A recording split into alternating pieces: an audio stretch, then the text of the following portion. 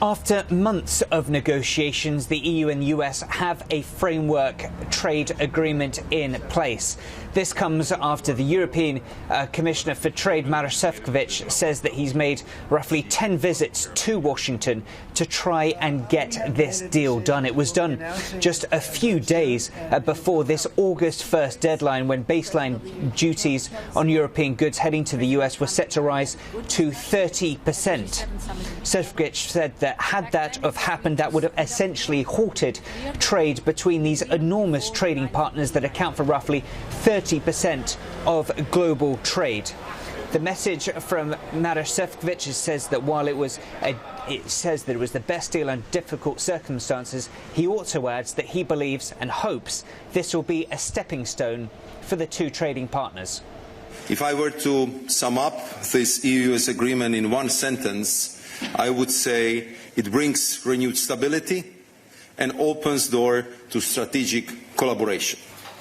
It's estimated that roughly 70% of European exports heading to the US will be covered under this blanket 15% duty. That's worth close to $450 billion.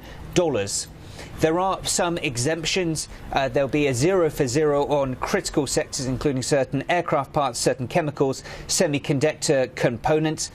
There has been plenty of reaction, both from European leaders as well as from industry leaders as well. France's Prime Minister says it is a dark day, describing it as Europe being put into submission by Washington.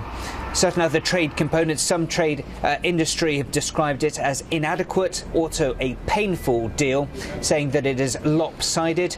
Others certainly more hopeful, the Business Europe welcoming the announcement.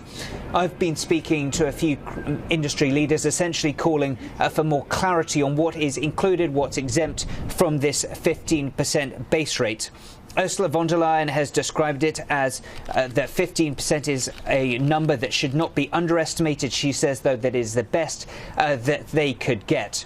As far as the US is concerned, well, they've consistently said that the trade relationship is unfair. To help address that, the EU is pledging to spend roughly $750 billion when it comes to US energy, as well as investing to the tune of $600 billion in the US for sectors including defence. After months of instability, while it might not be the deal that many in Europe had initially hoped for as negotiations started several months ago, the message from Commission President von der Leyen is that after all this period of instability, at least now she says that we can enter a new phase of stability and a degree of predictability. William Denselow, CNA, Brussels.